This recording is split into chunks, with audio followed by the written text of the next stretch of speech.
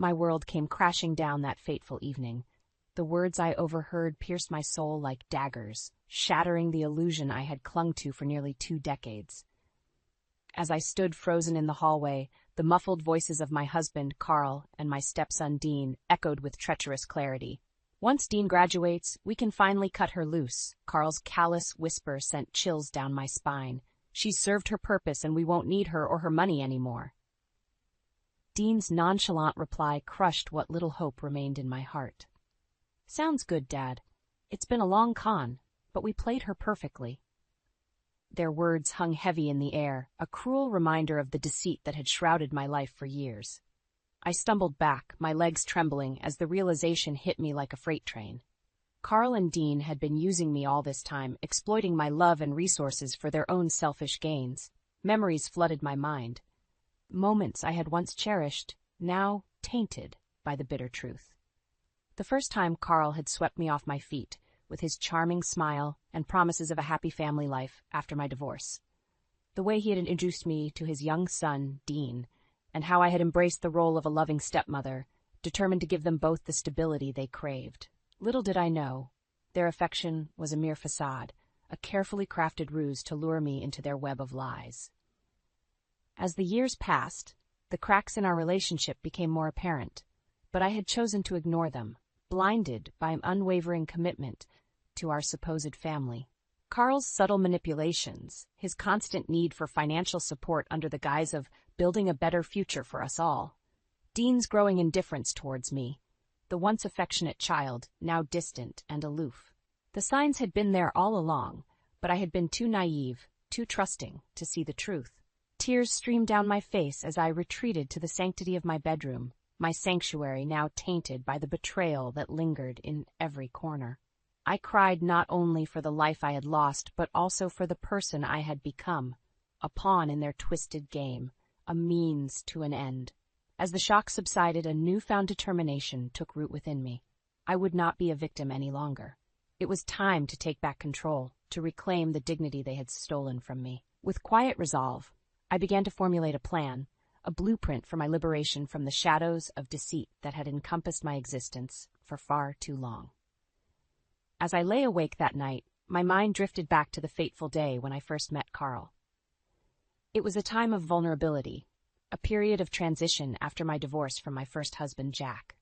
I was emotionally drained, struggling to find my footing in the aftermath of a broken marriage. Carl had appeared like a beacon of hope, a charming and supportive figure who promised to mend my shattered heart. With his warm smile and reassuring words, he swept me off my feet, offering the stability and companionship I so desperately craved. "Let me take care of you, Marla," he had whispered, his voice like velvet. "You've been through so much. It's time for you to be cherished the way you deserve." Blinded by his charisma and my own vulnerability, I had fallen for his act hook, line, and sinker. Little did I know that beneath the facade of kindness lurked a master manipulator, a man driven by greed and selfishness. When Carl introduced me to his son Dean, a shy and seemingly well-behaved child, I embraced the role of a stepmother wholeheartedly. I poured my heart and soul into nurturing this broken family, determined to create a loving and supportive environment for us all. "I promise to be the best mom you could ever hope for," I had told the wide-eyed boy, pulling him into a warm embrace. Dean had nodded silently, his small arms wrapping around me with a hesitant affection that gradually grew stronger over time. Or so I had thought. In hindsight, the signs of their true intentions had been there from the beginning, but I had been too blinded by love and hope to see them. Carl's constant need for financial assistance, his insistence that I quit my job to focus on being a homemaker, it had all been part of his grand scheme. "A happy family needs a strong foundation," he would say, his eyes gleaming with what I now recognize as pure manipulation. "Let me handle the finances, darling.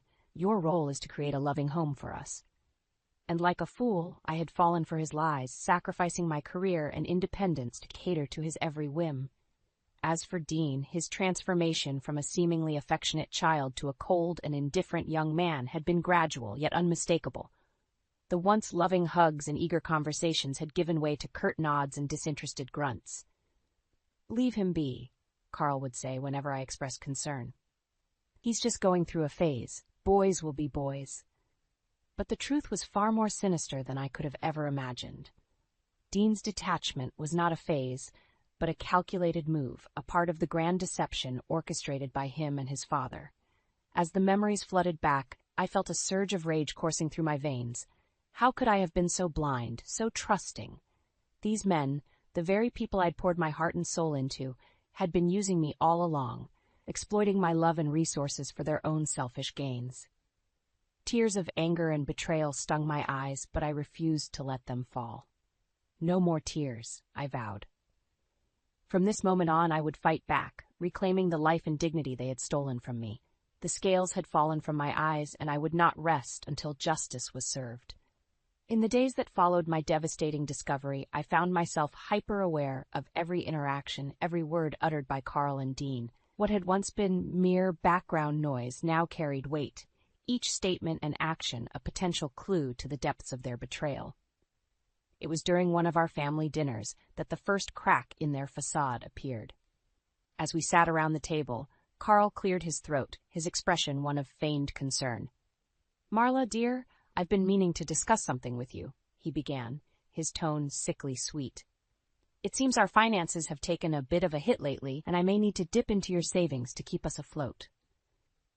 My heart sank at his words, but I maintained a calm exterior, determined not to reveal the tempest raging within me. "Of course, honey," I lied, forcing a smile. "Whatever you need to do to keep our family secure." Dean remained silent throughout the exchange, his eyes downcast as he shoveled food into his mouth, seemingly disinterested in the conversation. Little did they know that I had already begun my own investigation, meticulously combing through our financial records and uncovering a trail of deception that stretched back years.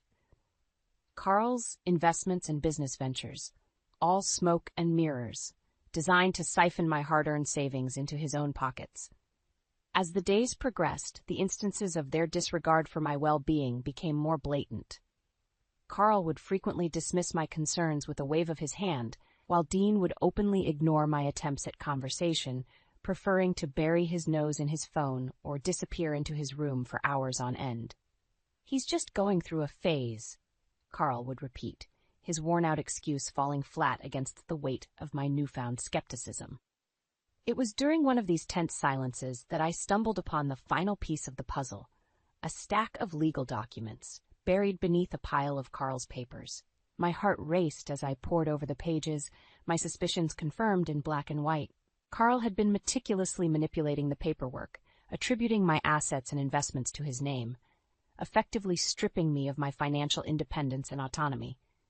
It was a calculated move, a slow and steady erosion of my resources, all in preparation for the day when he and Dean would finally cut me loose, as they had so callously put it.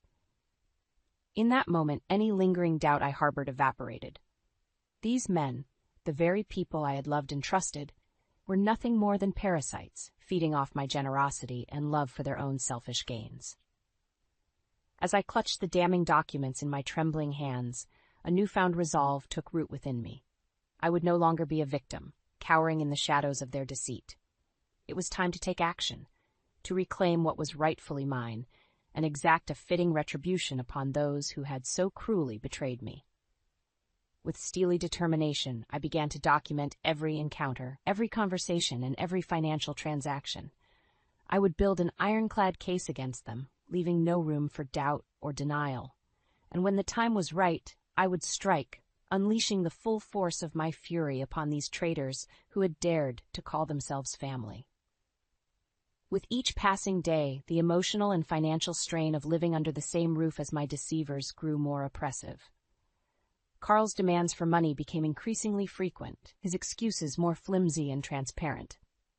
"Business has been slow, sweetheart," he would say, his hand resting on my shoulder in a mockery of affection. "I need to dip into our savings again to keep things afloat."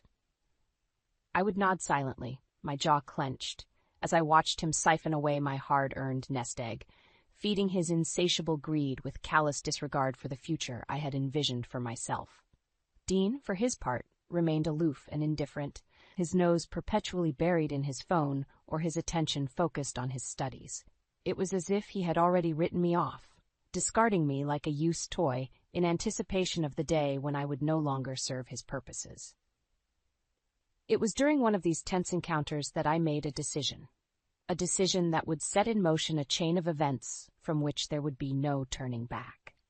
Quietly, without arousing suspicion, I sought out legal counsel, determined to understand my rights and options. The lawyer's name was Jacob, a sharp-eyed man in his late 40s with a no-nonsense demeanor that instantly put me at ease.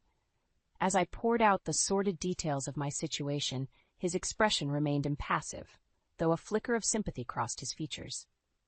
"What you're describing is financial abuse, plain and simple," he said, his voice low and grave. "But you have options, Mrs. Carter.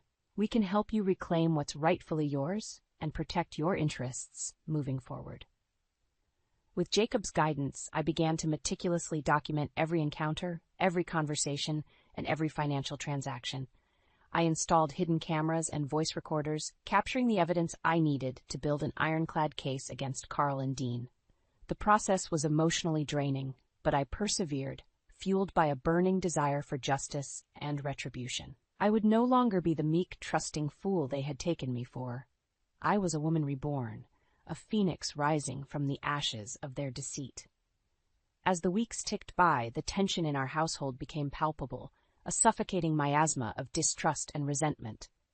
Carl grew increasingly agitated by my newfound distance, his once smooth facade cracking under the weight of his own paranoia. "What's gotten into you lately, Marla?" he would demand, his eyes narrowed with suspicion. "You've been acting strange, distant." I would simply shrug, offering a placating smile that concealed the fury simmering beneath the surface. "Just tired, that's all," I would lie, relishing the flicker of doubt that crossed his features. Dean, too, began to take notice of the shift in our dynamic, his brow furrowed in confusion as he observed the subtle power struggle unfolding before his eyes. Little did they know that with each passing day, I was inching closer to my goal. The day when I would finally break free from their toxic grip and reclaim the life they had so callously stolen from me. As the countdown to Dean's college graduation loomed ever closer, I knew my window of opportunity was rapidly shrinking. It was time to finalize my exit strategy, to gather my resources and prepare for the final act of this sordid drama. And when the curtain fell, there would be no encore, only the sweet, sweet taste of justice and retribution. In the days leading up to Dean's college graduation, the atmosphere in our home grew increasingly tense, a suffocating cloud of unspoken resentment and suspicion hanging over our every interaction. Carl's demands for money became more insistent, his excuses more flimsy and transparent with each passing day. "Business is really struggling, dear," he would say, his hand resting on my shoulder in a mockery of affection. "I need to dip into our savings again to keep things afloat." I would nod silently, my jaw clenched as I watched him siphon away my hard-earned nest egg, feeding his insatiable greed with callous disregard for the future I had once envisioned for myself. Dean, for his part, remained aloof and indifferent, his nose perpetually buried in his phone or his attention focused on his studies. It was as if he had already written me off, discarding me like a used toy in anticipation of the day when I would no longer serve his purposes. Yet, beneath my calm exterior, a storm was brewing, a tempest of rage and determination that had been steadily building since the moment I discovered their treachery.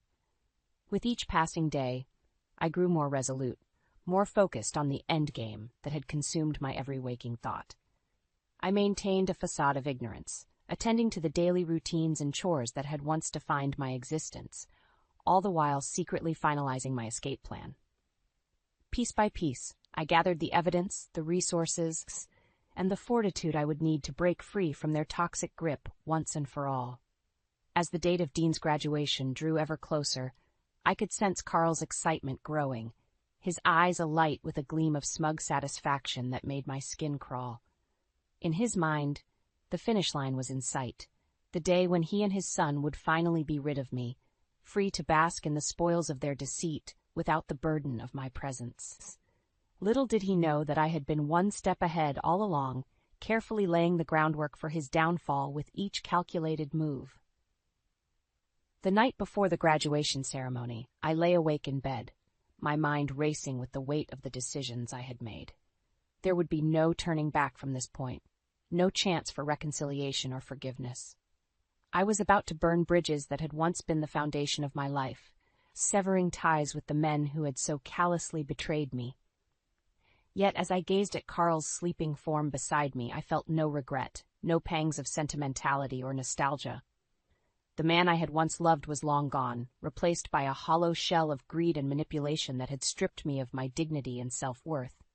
As the first rays of dawn filtered through the curtains, I rose from the bed, my movements silent and purposeful. This was it, the moment I had been waiting for, the culmination of months of careful planning and unwavering determination. With a steely resolve, I gathered my belongings, my heart pounding with a mixture of fear and exhilaration.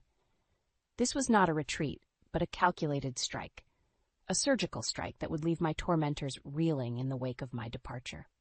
As I stepped out into the cool morning air, a sense of liberation washed over me, a weight lifting from my shoulders with each stride. The path ahead was uncertain, but for the first time in years, I felt truly alive, unburdened by the shackles of deceit that had bound me for far too long. And as the sun rose over the horizon, casting its warm glow upon my newfound freedom, I couldn't help but smile. The game was over, and I had won. The day of Dean's college graduation dawned bright and sunny, a cruel mockery of the storm that was about to be unleashed upon my unsuspecting tormentors.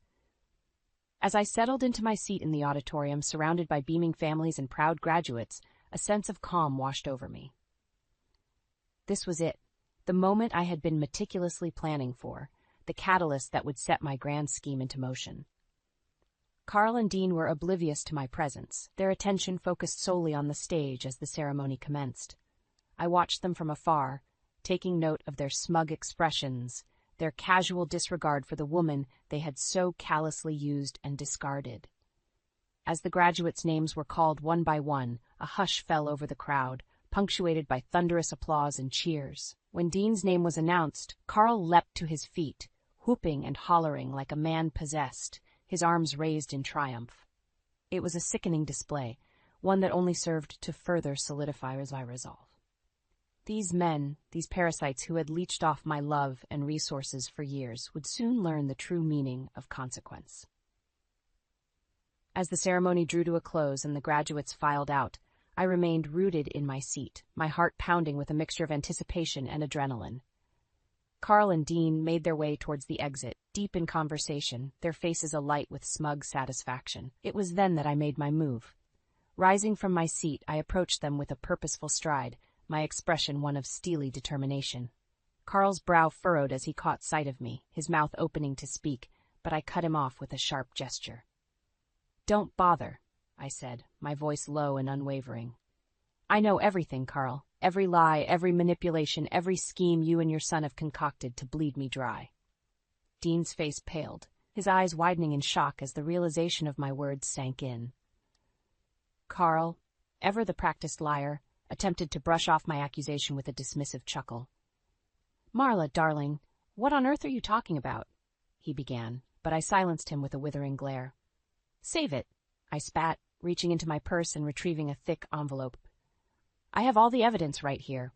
Bank statements, audio recordings, legal documents. You've been playing me for a fool for years, and it ends today." Carl's face contorted with rage, his mask of affability crumbling as he lunged towards me. "You stupid bye. I wouldn't finish that sentence if I were you," a deep voice rumbled from behind me. I turned to see Jacob, my lawyer, flank two burly security guards. Their presence alone was enough to give Carl pause, his bluster deflating as he realized the precarious position he now found himself in.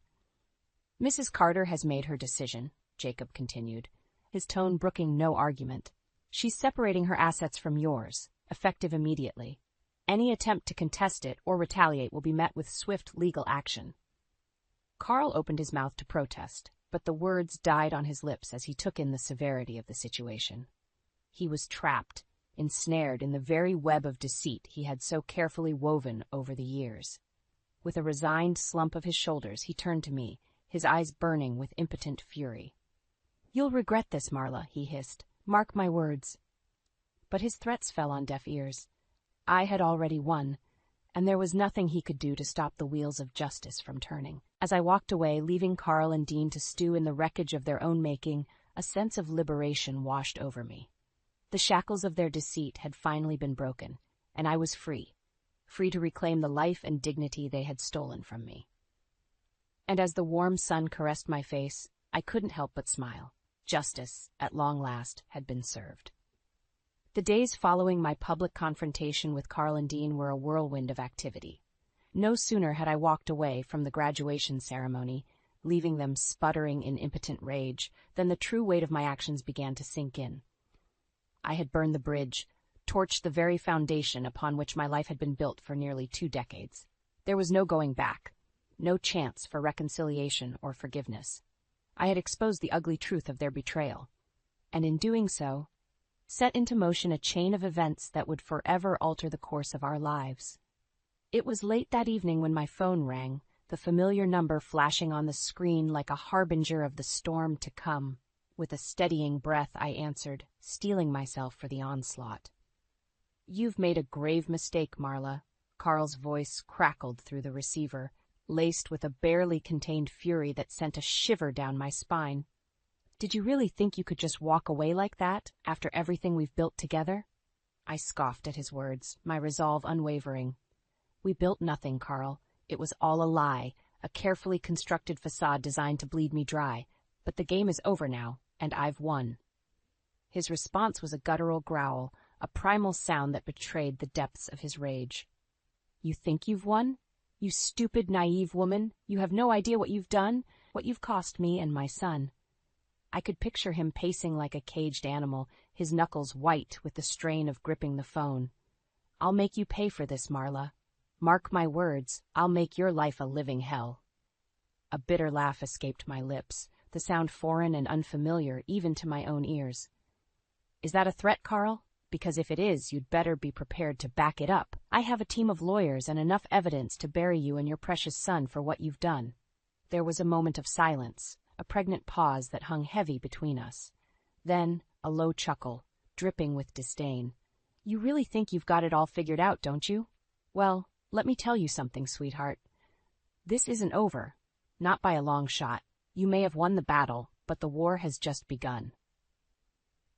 With that ominous declaration, the line went dead, leaving me to ponder the weight of his words. Was it merely a hollow threat, the desperate bluster of a man backed into a corner? Or was there truth to his vow, a promise of retaliation that would haunt my every step? In that moment, I realized that my journey was far from over. The road ahead would be fraught with challenges, with battles to be fought and demons to be faced. But I was no longer the meek, trusting woman who had been so easily manipulated and exploited. I was a warrior, forged in the fires of betrayal and tempered by the hard-won lessons of life.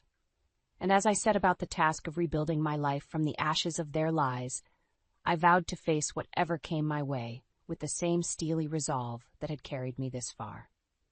The first order of business was to sever the remaining ties that bound me to Carl and Dean, to excise their toxic influence from every corner of my existence. I reached out to mutual friends and family members, laying bare the sordid truth of their schemes and the depths of their deceit. The reactions were a mixed bag. Some expressed shock and disbelief, while others admitted to harboring suspicions all along. But one thing was clear. The facade had been shattered, and Carl and Dean were left exposed, their true natures laid bare for all to see. As word spread like wildfire through our once tightly knit social circle, the backlash was swift and severe. Friendships were severed, invitations rescinded, and the once respected father and son found themselves ostracized, cast out from the very community they had sought to exploit. It was a harsh punishment, but one that paled in comparison to the pain and suffering they had inflicted upon me. As I watched their world crumble around them, a sense of vindication washed over me, a heady cocktail of relief and triumph that left me feeling both empowered and humbled. For in the end, justice had been served, not by my hand alone, but by the collective weight of truth and consequence. And as I turned my gaze towards the future, a future free from the shackles of their deceit, I knew that no matter what challenges lay ahead, I would face them head-on, unbowed and unbroken. The months that followed my escape from Carl and Dean's clutches were a whirlwind of change and self-discovery. With their toxic influence finally excised from my life, I found myself embarking on a journey of rebirth, shedding the shackles of my past like a snake shedding its skin. I left the city that had been the backdrop to my years of suffering, trading the familiar streets and haunted memories for the promise of a fresh start elsewhere. In a new town, with new surroundings, I felt a weight lift from my shoulders, a weight I hadn't even realized I'd been carrying until it was gone. Gone were the constant reminders of my betrayal, the whispers and sidelong glances that had dogged my every step in the aftermath of my confrontation with Carl and Dean. Here, in this unfamiliar place, I was free to reinvent myself, to reclaim the person I had been before their deceit had tainted my very existence. And so, I threw myself headlong into the task of rebuilding, pouring my energy and focus into rediscovering the passions and ambitions that had once defined me. I returned to the workforce, taking a job that reignited the flames of my long-dormant career aspirations. With each day, I felt myself growing stronger, more confident, more alive. It was during this period of rebirth that the news reached me, a whisper on the grapevine that quickly grew into a roar of schadenfreude. Dean, the once promising young man whose future had been the centerpiece of his father's machinations, had dropped out of college. The reasons were murky, but the underlying truth was clear. Without my financial support, without the steady stream of resources they had so callously exploited, their grand plans had crumbled to dust. The very future they had sought to secure through deceit and manipulation had slipped through their grasping fingers, undone by their own greed and hubris. As for Carl, the once charming manipulator found himself a pariah, shunned and ostracized by the very social circles he had once moved through with such ease. His attempts to rebuild his reputation and regain his footing were met with scorn and derision, a testament to the depths of his betrayal and the enduring power of truth. In the wake of their downfall, a part of me felt a twinge of satisfaction, a vindictive pleasure in witnessing the karmic consequences of their actions. But that fleeting sense of triumph was quickly overshadowed by a deeper, more profound realization. I was free. Free from the shackles of their deceit, free from the weight of their lies, and free to chart my own course, unencumbered by the baggage of the past. It was a heady, intoxicating feeling, one that filled me with a sense of possibility and potential that I had long since forgotten. As the months turned into years, the details of my ordeal began to fade, the sharp edges of pain and betrayal softening into the hazy recollections of a life left behind. Carl, once the center of my universe, became little more than a footnote in the grand narrative of my existence, a cautionary tale, a reminder of the depths to which the human heart can sink when consumed by greed and selfishness. And yet, even as the scars of his treachery faded, I found myself forever changed by the experience, tempered by the fires of adversity and forged into a stronger, more resilient version of myself. The woman who had once been so easily manipulated and exploited was gone, replaced by a warrior, a survivor who had stared into the abyss of deceit and emerged victorious, her dignity and self-worth intact. As I looked back on the winding path that had brought me to this point, I felt a swell of pride and gratitude, pride in my own strength and resilience, and gratitude for the hard-won lessons that had shaped me into the woman I had become. And as I turned my gaze towards the future, a future brimming with possibility and promise, I couldn't help but smile. For in the end, it was not Carl or Dean who had emerged triumphant, but me, the woman who had dared to stand up to their lies and reclaim her life, one courageous step at a time.